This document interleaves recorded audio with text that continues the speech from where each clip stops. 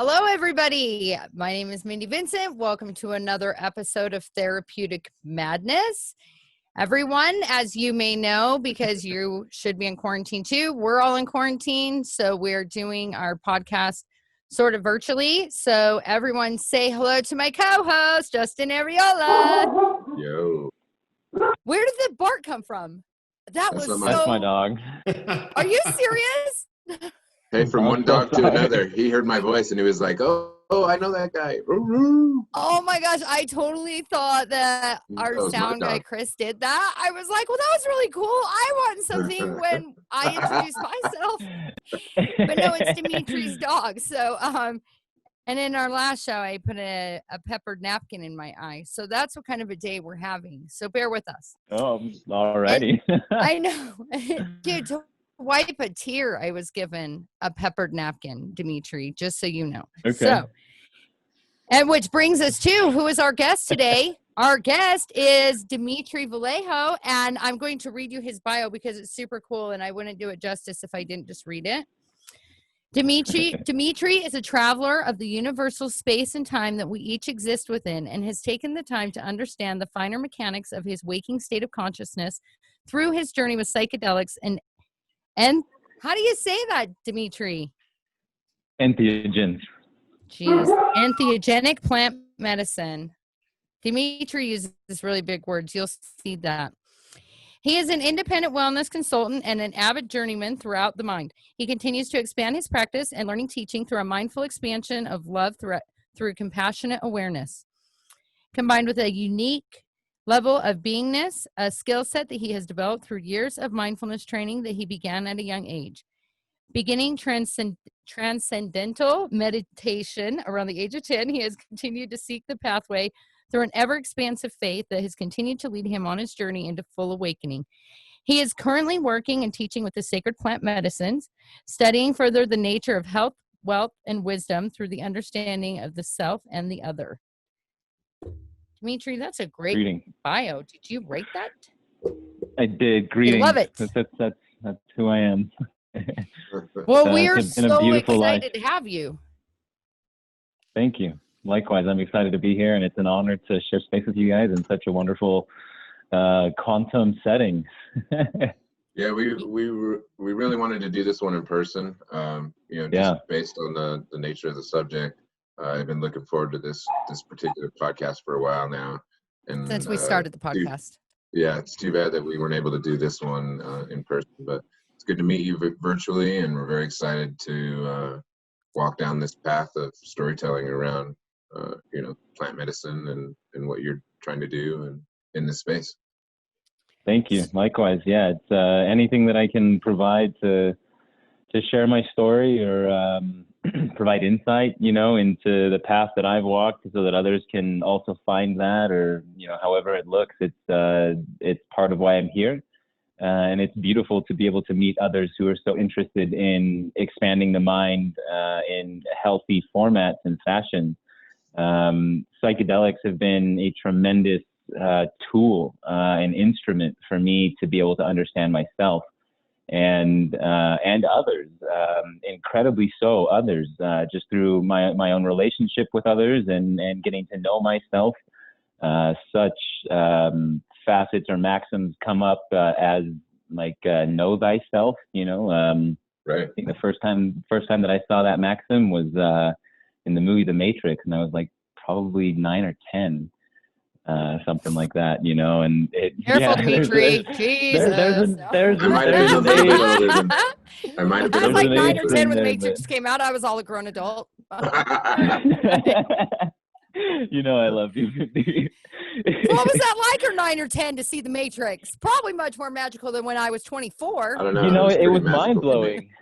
Yeah. It was mind blowing. I mean, it was such a fascinating movie to see. But then also be able to kind of put myself in that place because, I later on in life found out that I was an empath, and, I think most of us are, whether or not we train and develop and hone that skill is something to each an individual, and as far as how close of a relationship they build with themselves in that space, but the empathy that I had at such a young age, I think gave me a foot in the door to be able to really see things for what they were. And the Matrix was eye-opening, just to see the way that the mind can operate and the ideas that were there behind it. I can honestly say that I feel that it had a major influence on the direction that I headed.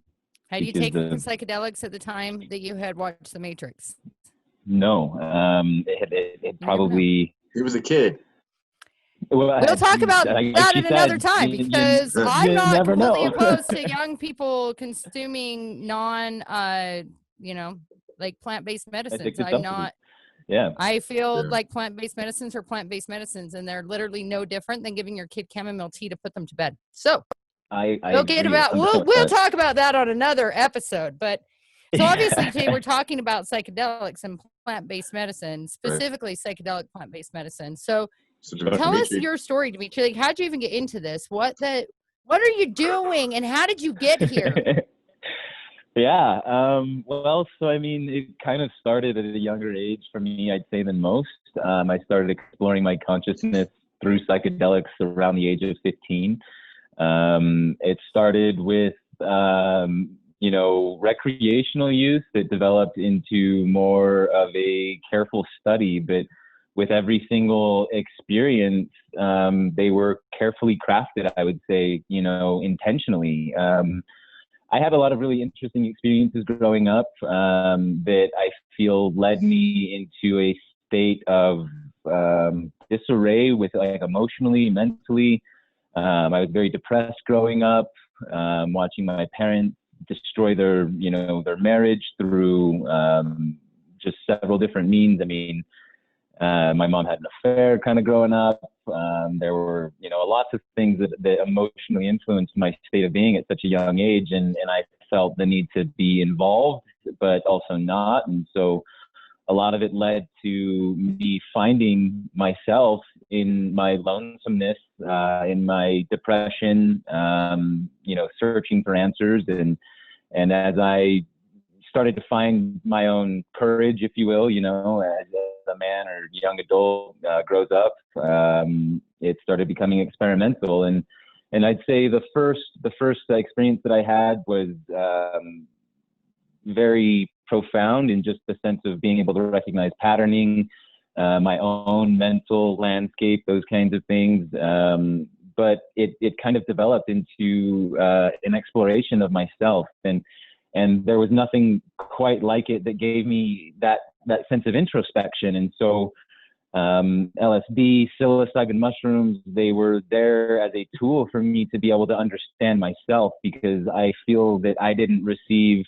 the emotional support or education that I needed to grow up with to understand myself in a healthy format and fashion, because of the level that I operate on, and just what's there within my own soul or spirit or, me, and so they became tools to really understand myself. And one thing led to another, to ever since, I was 15, 16, it was a major focus of mine. My brother would, tell me that these things aren't meant to be abused. And, like, there wasn't abuse, but there was, I think, healthy exploration is what I would say. I'm stealing that term, healthy exploration. Yeah. Consider it confiscated. They were intentional. They weren't just I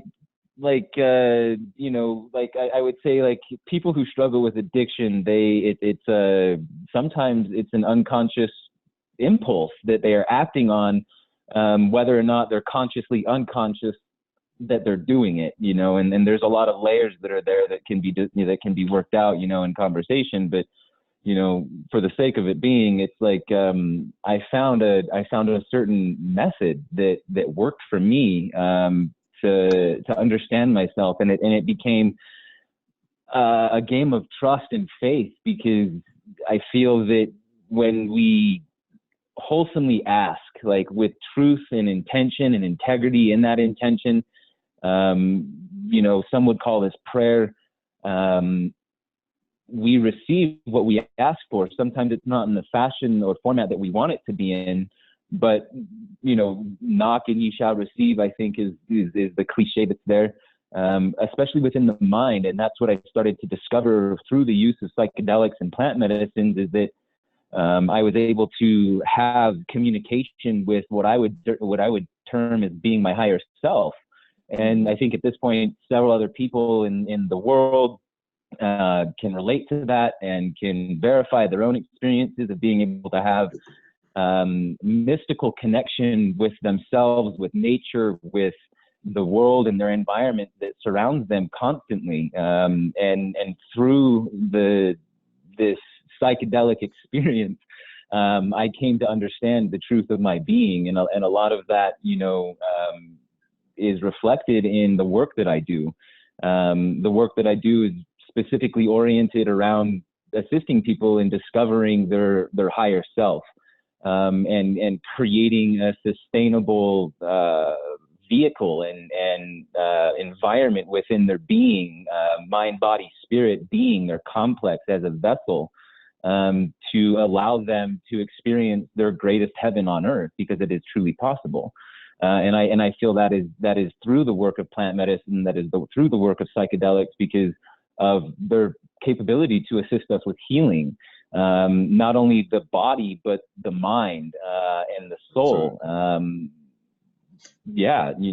so a lot of the work that I do, and a lot of my life, I feel has been congruent with this psychedelic experience that has kind of been, some would, I think, say self-fulfilling in a sense, but as a young kid, 5, 6 years old, I remember having dreams about, wanting to be somebody who was a player in the game, that had an actual ability to have influence.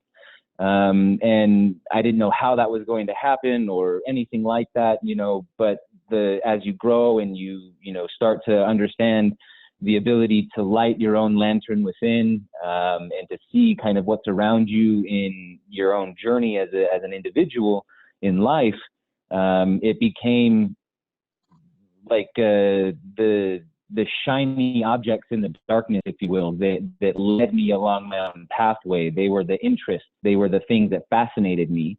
And so, I mean, what better to do than explore the things that fascinate you, And so it was psychedelics for me, and other people like my brother, it was BMX bikes.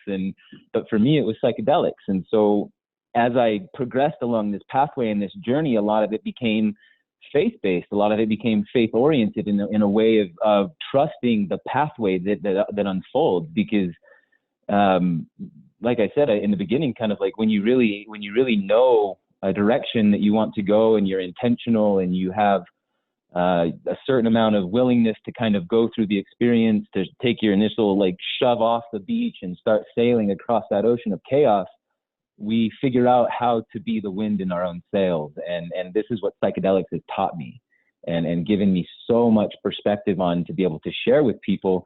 And I feel has given me a competitive edge against my fellow brother and sister in a sense, because of their unwillingness to explore this area. And it's because it's become so taboo and, dogmatic in people's eyes, or the government's eyes, as being illegal or misunderstood or, mislabeled. And this is part of why my life is the way that it is to be an experiential blueprint or poster child for the proof and the fact that, extended use of certain things in healthy fashion can prove to be extremely beneficial. I mean, I started Let's touch on working that with just a little bit, actually. Yeah, absolutely. Because right now, and I do think you're right. I'm by no means, this isn't something that I've done professionally per se, but I facilitated quite a bit. I had a lot of experience with LSD when I was separating from the military, but various forms of plant medicine. But what we're starting to see, and what I feel like we're starting to see now, and you can attest to this, even just the discussions that we're seeing here in Utah, where we're seeing decriminalization, we're seeing legal pathways to access, we're seeing medical studies, we're seeing FDA approvals as breakthrough therapies. Where these are things that we've known for years and years, but it's now just finally starting to take hold on a mainstream kind of basis. And so, you know, touching on that, it's nice to, I think for me, to help somebody get a broader perspective of the world. And I think that's what plant medicine does, right? You get so wrapped up in your day to day. I have to punch this clock. I have to take this test. I have to do this thing. And then you have a session with plant medicine, and it shows you like, hey, there's a lot of bullshit in your life. Here's a broader perspective. Here's your place in the world. Here's this broad universe open to you. Deeper, a much deeper universe open to you I think well, I think what it does is it brings us into the now, into the infinite now. Right. Yeah. You know what? We actually need to pause to take a break. See, these conversations get so exciting so fast that we just we lose our time. So we're going to take a really quick break, and we will come right back to finish our conversation about psychedelics. Hello, and welcome back to Therapeutic Madness. We are here with Demetri, who's talking with us about plant-based medicines and psychedelics. And Justin was just talking with Demetri, so I'm going to just turn it back over to Justin. And Justin, talk to Demetri some more. Yeah, so welcome back, everybody. Very happy to be discussing this topic. When we left, we were talking about plant-based medicine in general and kind of some of the shift that we see with acceptance and policies around that. But before we get into some of that, we wanted to ask Demetri to kind of address the topic of plant medicine. So when we talk about plant medicine, obviously there's multiple compounds, multiple pathways to those experiences. So did you want to take a second to kind of talk about some of those pathways? I mean, entheogens, plant medicine, plant-based medicine, you know, some people would argue that LSD is plant-based medicine, or it's like a sacred plant medicine, psychedelic plant medicine. I disagree with that statement. I knew that was coming. I feel it's somewhat of a hybrid between man and God, or nature, if you will. So when we speak about like sacred plant medicine or psychedelic plant-based medicine, we're talking about like ibogaine, talking about like ayahuasca, psilocybin mushrooms, the several different varieties that are there in the fungi kingdom. I mean, and then, you know, ranging into things that are provided naturally from the earth. Well, we've also got mescaline, right? Right. Mescaline's another one. The cacti. Right. And then, you know, reaching into like the toad, which would be 5-MeO-DMT, some trees, those kinds of things that hold specific tryptamine compounds like DMT and N-dimethyltryptamine or 5-MeO-DMT. So it's pretty limited. I mean, tobacco, I would consider to be also somewhat of a psychedelic plant medicine. It can create tremendous shifts in the mind. And just the experience that we have when combined with other plants. Really? Yes, there are so many different plants that can be brought into this as helper plants. But for the main entourage, what I like to be able to say is master plants. We're looking at like the mama coca plant. We're looking at ayahuasca. We're looking at ibogaine. We're looking at like cannabis. We're looking at the poppy plant. We're looking at I mean, I'm missing one. I mean, the cacti, of course. So, I mean, I think we've named most of them. Demetri, what are you going to say when people hear you say that and they're like, oh my God, he likes cocaine and heroin? I'll say that you're highly mistaken. Like, perhaps you want to clarify your stance on those kind of like, you know, I mean, like, because cocaine does come from a plant originally, and so does heroin, but they're nowhere near plant-based sort of, you know, they're not so much plant-based by the time they get to the street. Even touching on that, like LSD originally, you know, the compound LSD was isolated from a mold, you know. The lysergic acid was initially, right. and then the synthesis that has to happen to get the diethylamide in there. Right. But like, you know, there's so the hybrid. There's like with minimal alteration, with minimal perversion, you know. So cocaine, heroin, these types of things, they are plant-based, but they have become so perverted in our society that they, you know, they play devil's advocate. You know, some can heal, some can harm. Yeah. It just depends on your relationship with them, and that really begins to open up another conversation that we can discuss and touch in on another episode. But really truly understanding our relationship that we hold with the energy or the plant or the psychedelic compound that we're working with, right? So plant medicines, I guess, in that sense, have been defined. So you were These are saying things though that that have been the used for go ahead. thousands of years. Sorry, Mindy. No, it's okay. These You are go.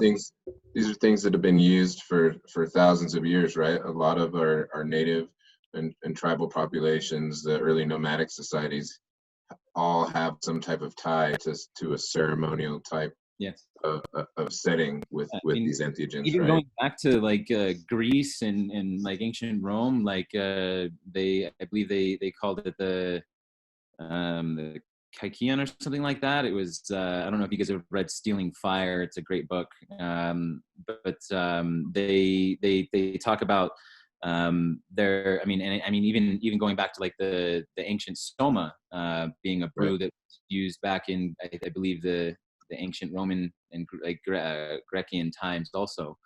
That they still don't necessarily even know what the ingredients were in that, but it were described as being able to provide the mystical experience. And I think a lot of these have been blurred out in our current society, mainly due to their misunderstanding the power of them that are held behind them, and the ability to initiate us into life in a true, honest format that is in harmony with nature, that kind of avoids the need for like any kind of educational institution. This is what I would call like the natural institution.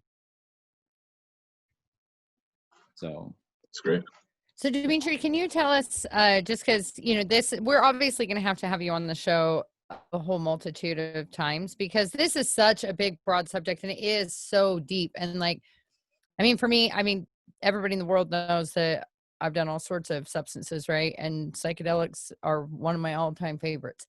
And there's a reason for that. It's because of the spiritual connection that you can gain. And even in Alcoholics Anonymous, so Bill W., who is the founder of Alcoholics Anonymous, he used to consume LSD, and he believed that that was how people could reach their spiritual awakening.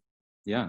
For people who were not able to recover in the rooms, like they weren't able to achieve that spiritual awakening through the steps of Alcoholics Anonymous, right? So, but because, this is our first episode on it, I'm just wondering, can you tell people how are these substances consumed? Like, I think most people know that you eat mushrooms, but when you're talking about like, what is the difference between ibogaine, ayahuasca, the toad, mushrooms? Like, Justin definitely knows all the differences. I know some of them. I'm not as smart as him.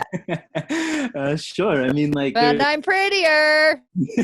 There's so many That's differences, and also reasons. Yeah. So tell us that too, because I think that's a big thing. Is that although you can do psychedelics for recreational purposes, they do have tons and tons of therapeutic purposes. Yeah. And even when they're not like in a guided therapeutic session, there are things I've learned about myself, my life, the world, other people that on psychedelics, there's no way I could have learned them any other way. Yeah. Right. So talk with us about some of that. Like, how do you consume them? What are the reasons? Like for instance, like Yopo, right? Like, I don't know if you guys have heard of Yopo. Like, I think it's, I forget. Are you saying Yoko? Like Yoko Ono?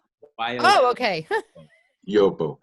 It's a hallucinogenic snuff that's administered through blowing it into your nasal cavity. And so they blow it into your nasal cavity, and you get blasted into the center of the cosmos.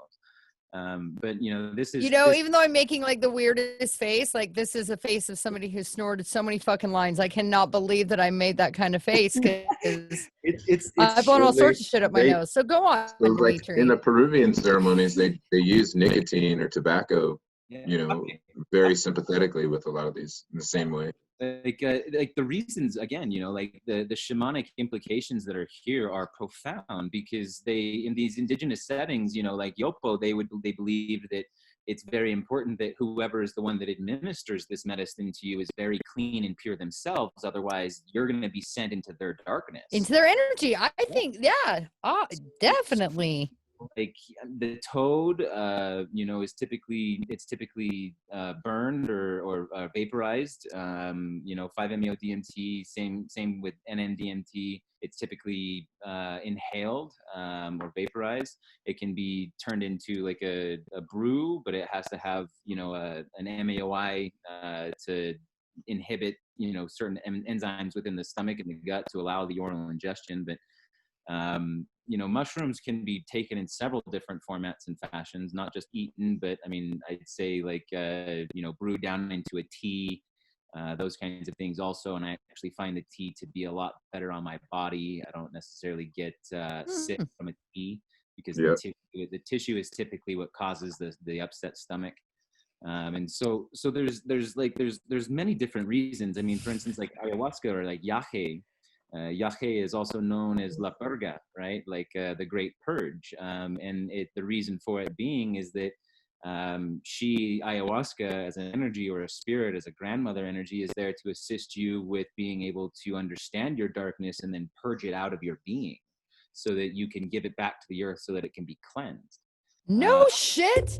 Yeah. I did not know that. That's really interesting because I actually had a client who, I think I told you this, Demetri. I had a client who his dad is into plant-based medicines and psychedelics and sent him to like Mexico or maybe Peru, Colombia, somewhere out of here.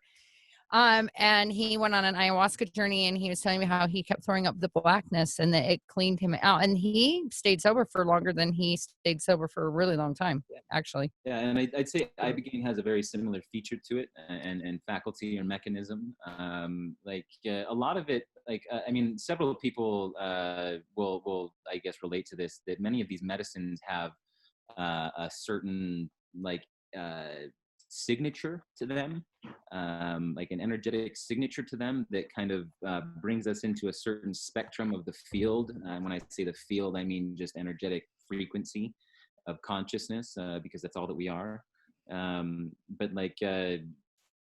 These have certain frequencies or signatures that they generate within us to allow us the exploration of those energetic signatures or fields. And so I agree with that. It's very important, the way that these medicines are done or ingested or created. Ancient alchemists used to believe that, in their glassware, they would be able to influence their medicums or their spagyrics at the end, their end result, via their intentionality.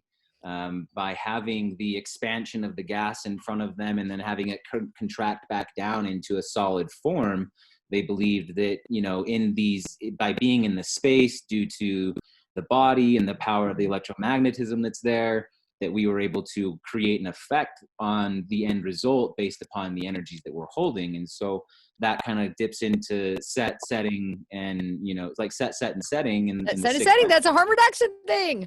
Yeah, and being able to bring some harm reduction, qualities into this conversation, it's very important because, people, of course, you're always going to find, Joe Schmo down the street that says, I cook and I brew my own ayahuasca in my living room, and that's fine. But I actually have not met that guy, but there are a lot of people out there that you don't want to meet that guy, maybe. Yeah, you don't necessarily want to meet that guy because that guy is finding things by himself, and that can cause and create a lot of difficulty on that pathway, and being able to find teachers, people who have come before you, and this is the reason for shamans or taitas or these indigenous mystical leaders and healers that have studied and worked with these plants for their entire lives, to where they understand what's behind them and what they're working with on a very deep foundational level. And it's not just this meet and greet, I'm going to see you on the weekend kind of a thing. It's their entire life. And that's what I'm working with. Yeah, we definitely have to keep this topic moving, Demetri. We need to have him come back for sure. Yeah. I definitely on future discussions want to talk, a little bit about like the stoned apes theory, but then also how would an indigenous tribe thousands of years ago been able to figure out that, you have a DMT substance in one plant and an MAOI in another plant, and, and combining those and bring a brew. And so I want to talk a little bit about maybe some of the spiritual influences, maybe some alien influences there. Absolutely. Um, I love that.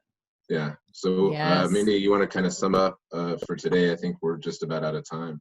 Yeah. Well, I mean, yeah. And there is so much more to talk about too, because there's so many therapeutic impacts for psychedelics. There's so much that people are searching for, they're looking for. I'd like to talk about, what people can kind of expect and how people can safely go about consuming some of these substances. Because as you know, I'm a harm reductionist. And so I believe that, and I've said this in many of these podcasts, drugs are not illegal because they're dangerous. They're dangerous because they're illegal. And I know that Justin and I both have a very vested interest in policy and in the stigma around substances and moving forward with how do we make this, how do we make these things accessible for the things they should be accessible for, and how do we make them safe to access so people can use specifically psychedelics and plant-based medicines for the things that God put them here for. So yeah, I think we probably have like 5-6 more podcasts we need to do with you. I guess it depends on if they're virtual or not, because when they're virtual, they're only 30 minutes. Normally our podcasts are an hour, and that's why, is because we're talking about things that require more time. So Yeah. Demetri, we have to have you back again, like every other week for like the next couple months. Let's do it. Yeah. Put me on. Boom!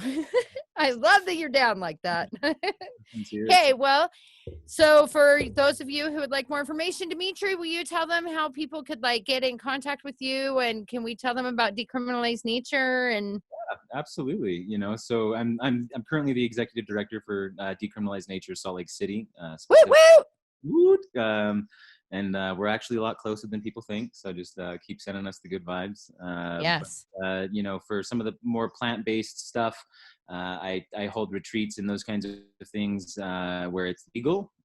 So in South America, I hold retreats and do local-based consulting. So, and you can reach me through my website or an email address, and that website is www.rawdimension.com, and that is RAW dimension, however you spell dimension, DIMENSION.